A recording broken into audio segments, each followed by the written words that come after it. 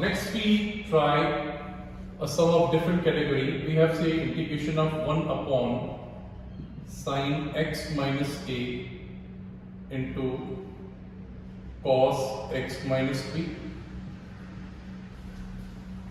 Now here, to start with this sum, we should analyze that here we have sine, here we have cos, and moreover the angles they are not the same. First angle is x minus a, the second angle is x minus b.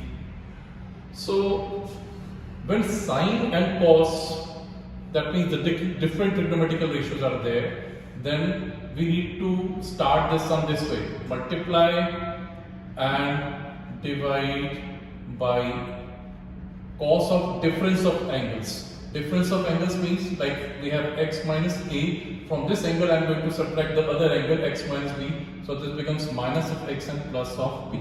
X and minus x gets cancelled. So what we have to multiply and divide it by b minus of a. It's b minus a, cos of b minus a.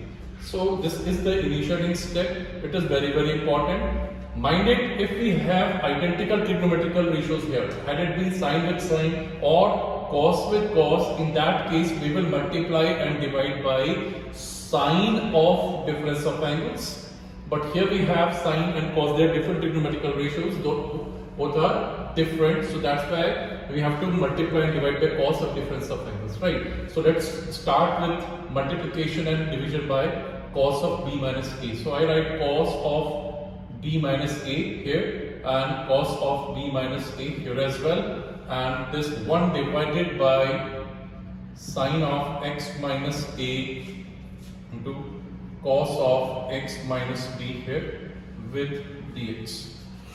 So what we'll be doing, we'll be taking this cos of b minus a inside, so we have 1 upon cos of b minus a here, so we can write cos of b minus a here. Let us keep the bracket open for a while.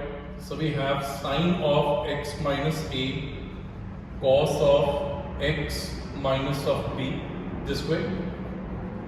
Now within this bracket I wish to introduce these two things. That means I wish to see x minus a here and I wish to see x minus b as well. So for that you can observe b as well as a are there, but there is no x visible. So what I'll be doing, I'll be adding and subtracting x here in this bracket and try to gather x minus a. Where is x minus a? This x, and here we have minus a, so it gives us x minus a. From the remaining two terms we have minus x and plus of b, you can pick minus is common and we are left with x minus b, we get x minus b. So let us rewrite this thing. We have 1 upon cos of b minus a, for which we can write cos of x minus a, minus taken common from rest of the two, so we have x minus of b dx, and this denominator remaining the same, we have sine of x minus a cos of x minus b.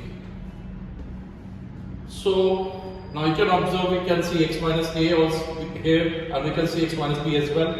So now it's formula for cos of say a minus b. So formula cos of a minus b is cos a cos b plus sine a sine b. You should learn this formula very carefully. So this integral, it becomes 1 upon cos of b minus a as it is. Cos of a minus b can be written as cos a. So it is cos of x minus a. Cos b means cos of x minus b plus sine a means sine of x minus a, sine b means sine of x minus b. This dx remaining the same. Now this is the common denominator, so what I'll be doing, I'll be bringing this denominator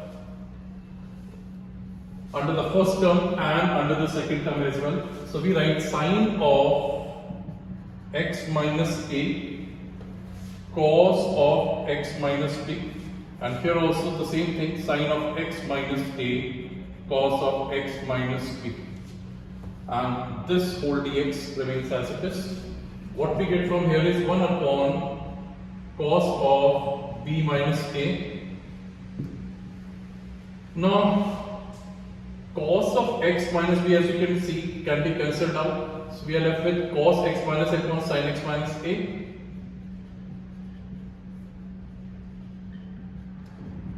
As the first term, plus in between, can observe that sin x minus a can also be cancelled here. We get sin x minus b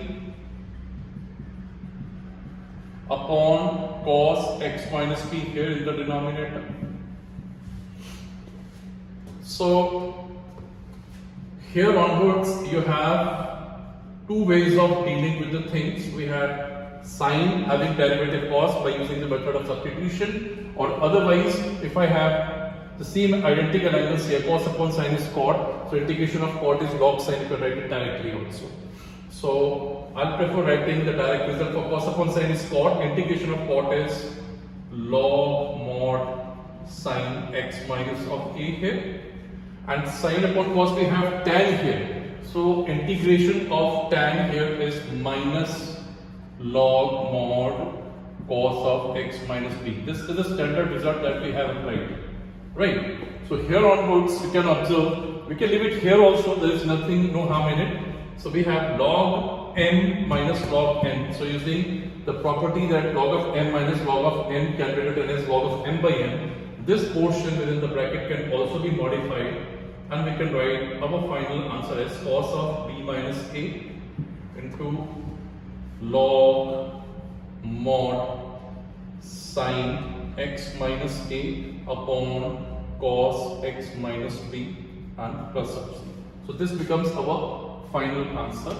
Just an important note once again, I told you that when we have different trigonometrical ratios, like you can see sine here and cos here, so in that case the initiative of the starting step should have cos over here. So cos of difference of angles, right? So long sine and cos they are different, you can observe. But if we have say sine and sine, or if we have cos and cos, but identical trigonometrical ratios here, sine and cos, you have to multiply and divide by sine of difference of angles here. So you can try two more sums here, like if we have 1 upon sine x minus a, you can write sine x minus b here, and another sum can have 1 upon say cos x minus a, cos x minus b here also. So we have this common technique giving you solution of minimum of, we can have say something like x plus a here, and in some other sum they can give x plus b also. That means the signs of x, sign between x and a and x and b, between x and b can also be changed. So they may give you different sets of signs here. So this method works for all variety of sums. Nearly we can say 5 to 6 varieties can be generated by placing positive here, this remaining this portion remaining negative, or we can convert this to positive, this remaining negative, or we can convert both of them to positive. So we can try a few questions in that direction. Thank you.